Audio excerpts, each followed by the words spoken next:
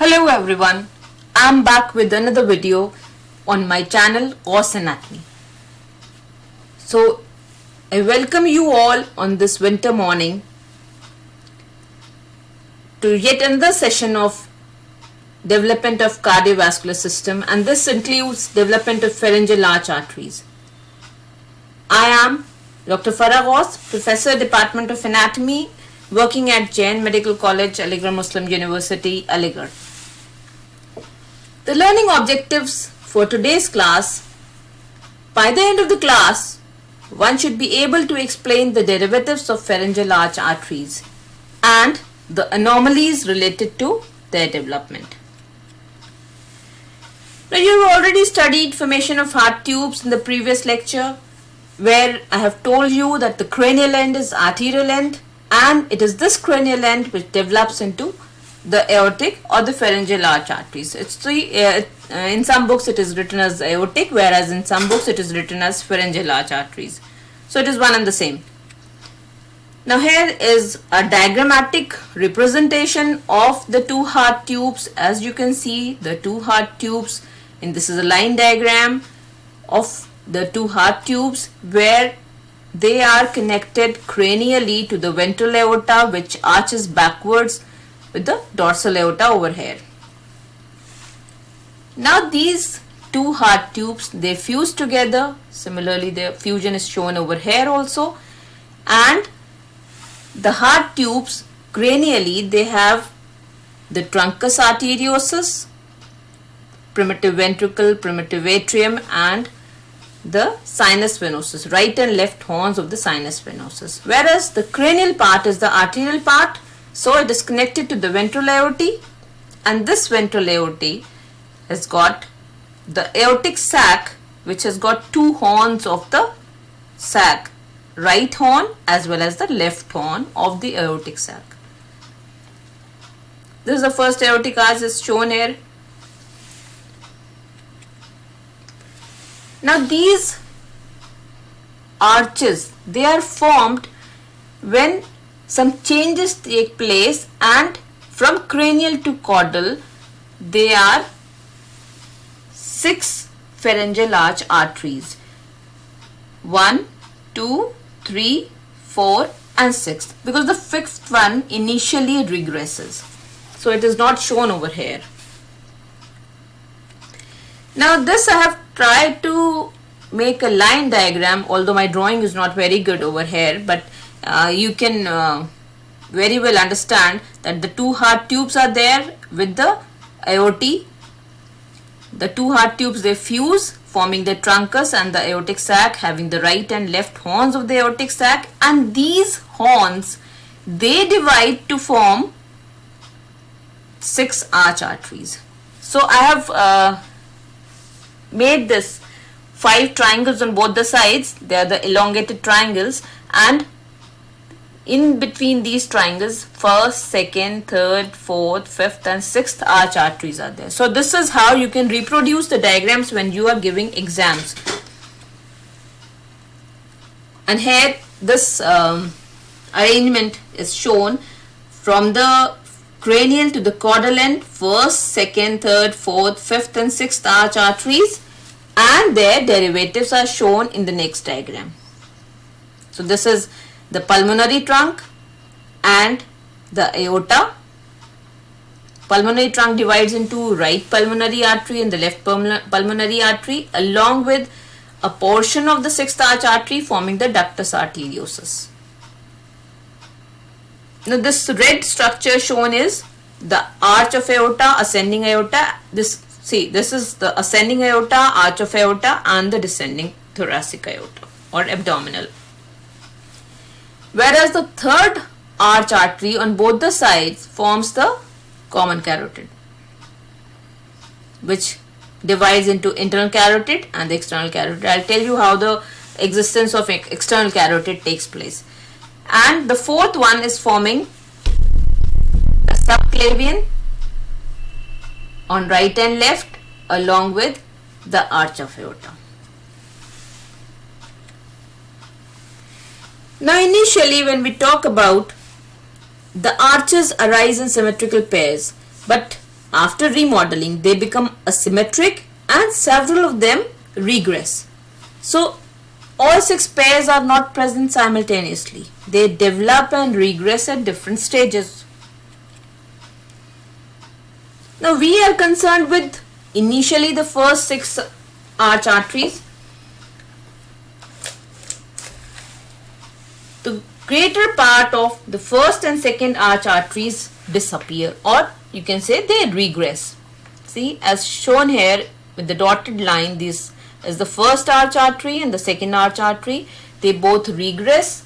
First arch gives rise to a portion of maxillary artery, whereas the second arch artery gives rise to the hyoid and stapedial arteries. Now the third arch artery is very important. On both the sides,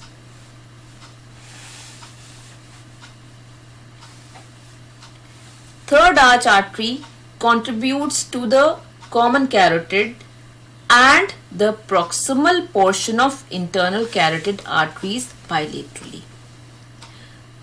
See, this is shown in red, third arch artery forming the common carotids on both the sides along with the proximal portion of internal carotids over here. Now there is a cranial bud which is attached or which grows over the third arch artery cranially, giving rise to the external carotid artery. This uncolored portion is the external carotid bud. And the cranial portion of this dorsal aorta persists to form the remaining portion of internal carotids on both the sides. This purple colored structure is shown having the portion of the dorsal aorta on both the sides.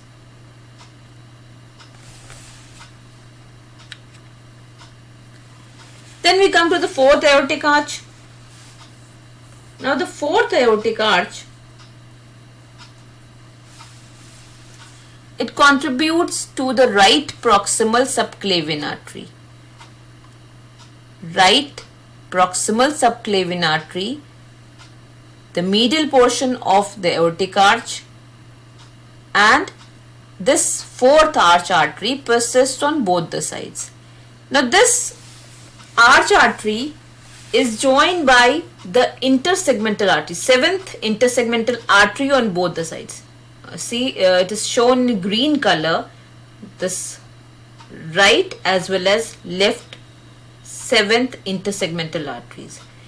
So on the right side, the right subclavian is formed by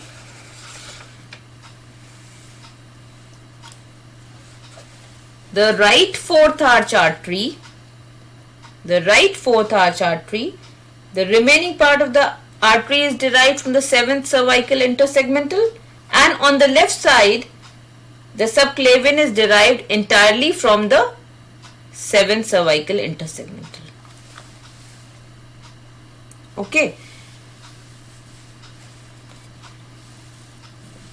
Now the fifth arch artery retrogresses, as you can see the dotted portion over here on both the sides.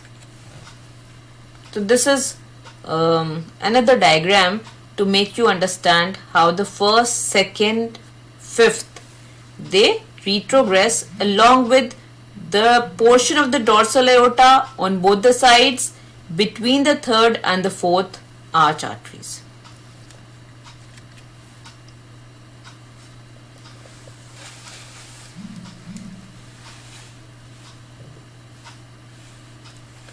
Now the pulmonary arteries are derived from the part of the sixth arch arteries. They are lying between the pulmonary trunk and the branches to the lung buds.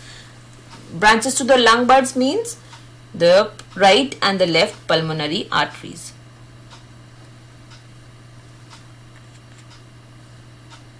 See, over here you can see the pulmonary trunk and the branches to the lung buds. These are the right and the left pulmonary arteries. Now this sixth arch artery, on the right side between the dorsal aorta and the pulmonary artery, this portion retrogresses. Whereas on the left side, this portion of sixth arch artery between the left pulmonary artery and the dorsal aorta persists.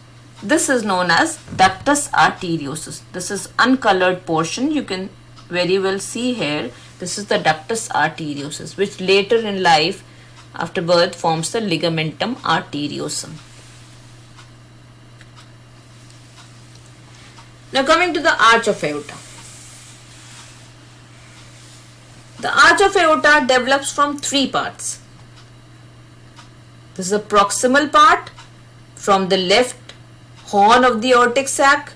Then there is middle part, which is the left fourth aortic arch itself, and the distal part from the dorsal aorta between the fourth and the sixth arch arteries.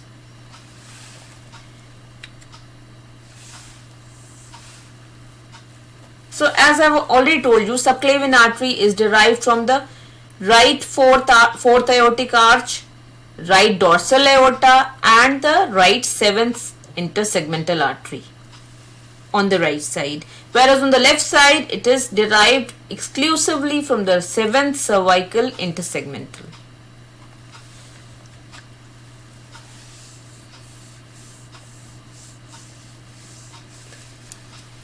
Coming up to the pulmonary arteries on the right side, the proximal part persists as the proximal part of the right pulmonary and the distal degenerates or retrogresses. Whereas on the left side, it is the proximal part that persists as the left pulmonary and the distal part is forming the ductus arteriosus. Now this is a table to show you the first arch artery, second, third, fourth and sixth arch arteries, what they are exactly giving rise to. And here you can see. Now we have not talked about the brachiocephalic artery.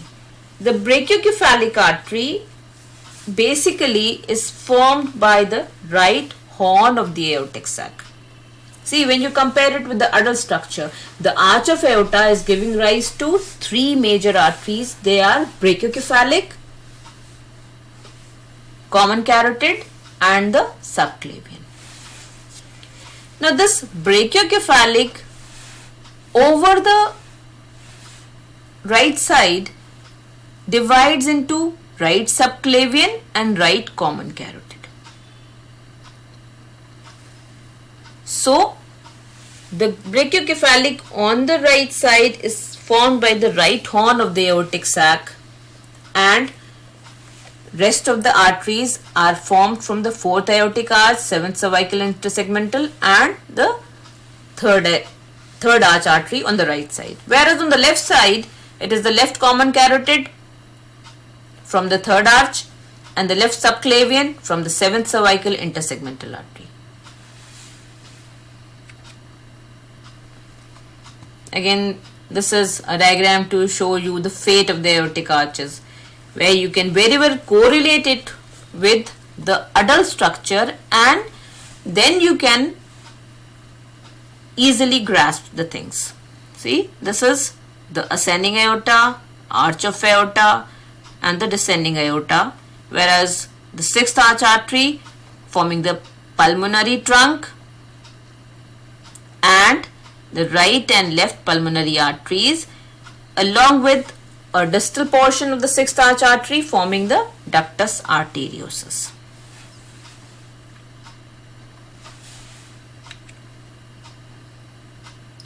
Now some other changes also takes place.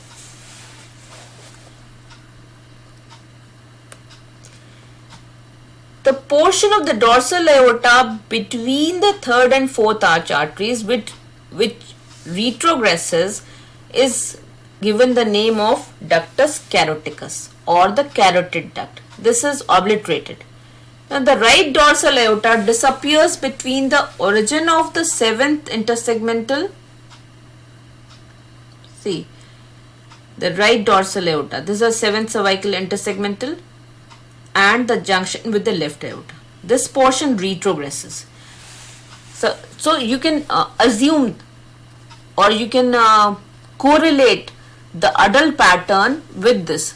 Somehow the changes take place and this first, second, fifth portion of the dorsal aorta between the third and fourth, and the portion of the dorsal aorta between the seventh cervical intersegmental and the left dorsal aorta, they completely disappear, so as to give rise to the adult pattern of the arch arteries. Now the carotid and the brachiocephalic arteries, carotids and the brachiocephalic, they elongate, and the left subclavian artery is distally fixed in the arm bird. Now the recurrent laryngeal nerves, these are the recurrent laryngeal nerves, right as well as left. They become different because initially these nerves, these are the branches of the vagus, they supply the sixth pharyngeal arch.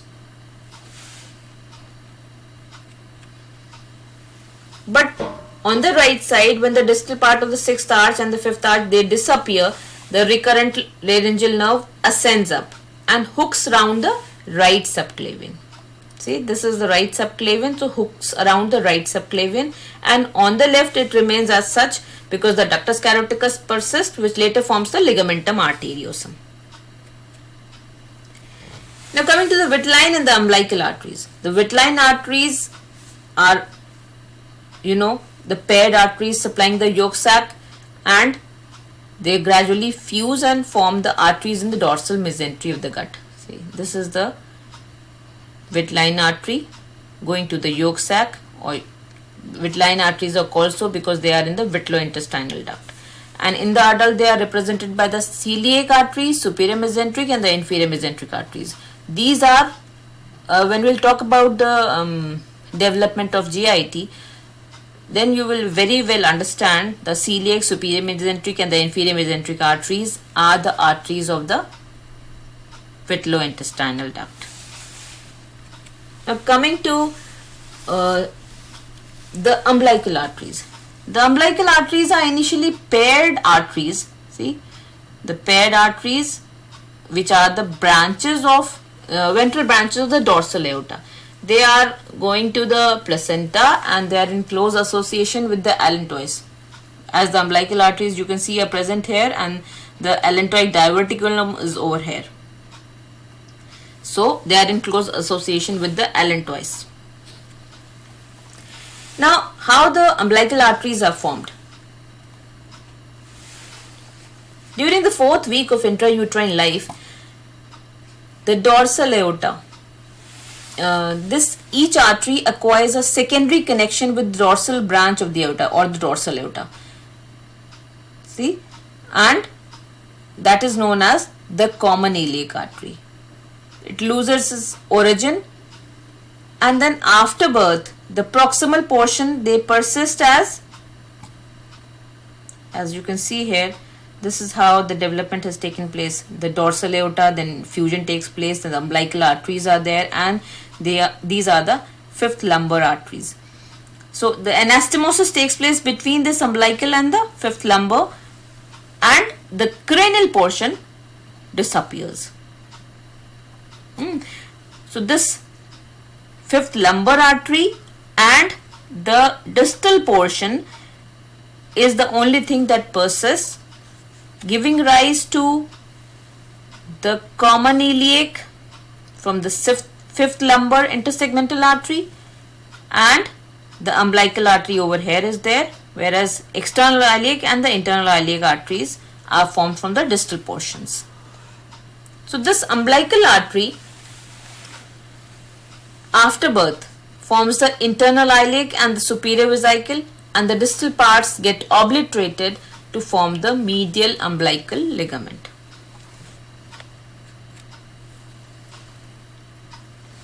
Coming to the anomalies related to the development of the arch vessels. This is common origin of brachiocephalic trunk and left common carotid. Then there could be common origin of left common carotid from the brachiocephalic trunk. there could be aberrant right subclavian artery and the anomalous origin of vertebral artery.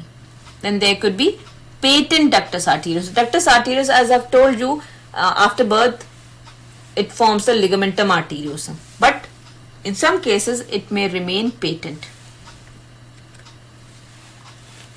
So talking about the abnormal origin of the right subclavian artery, that is also known as arteria lusoria.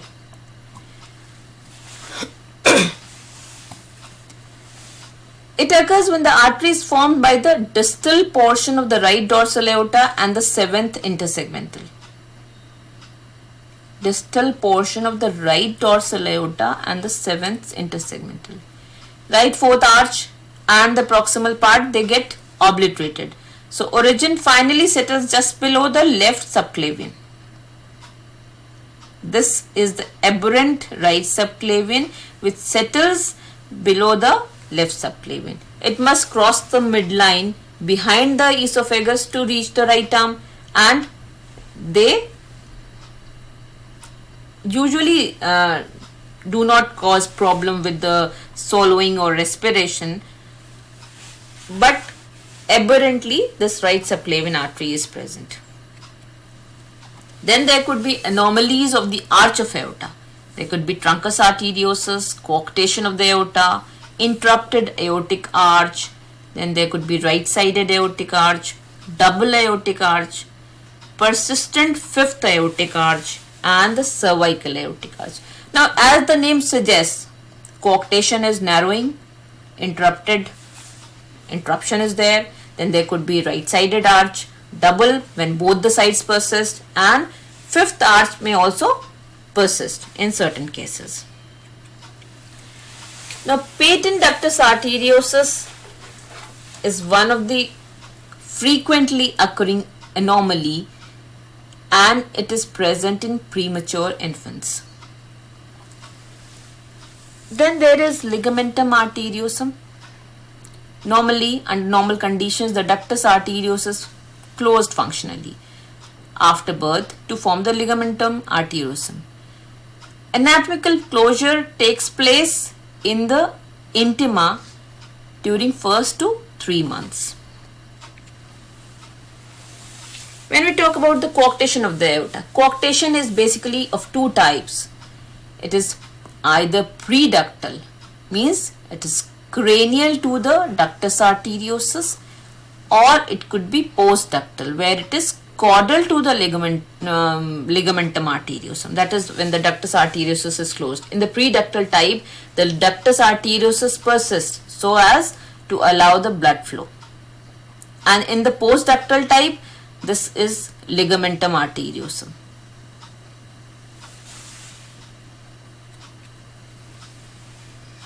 Then there could be double aortic arch, as we have already enumerated, persisting right side also. So this leads to the formation of double aortic arch. Interrupted aortic arch. This is abnormal obliteration over here. It is caused by obliteration of fourth aortic arch on the left side and is combined with an abnormal origin of right subclavian. In that condition, ductus arteriosus remains open and the descending aorta and the subclavian arteries are supplied with low oxygen content blood.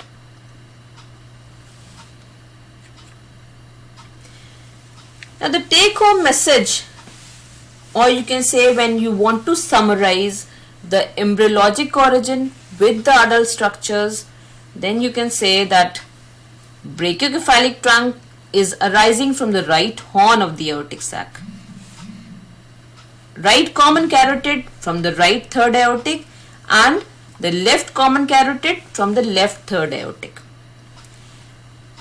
Right internal carotid is arising from the right third aortic arch along with the cranial portion of the dorsal aorta.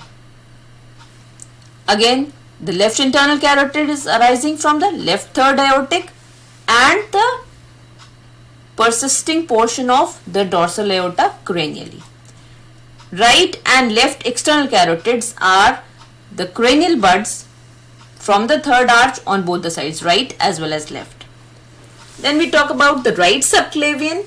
It is arising from the right fourth aortic arch, right seventh cervical intersegmental, and the left subclavian is arising entirely from the left seventh cervical intersegmental artery. So thank you for your patient listening. If you like this lecture of mine, then please share and subscribe my channel. Thank you.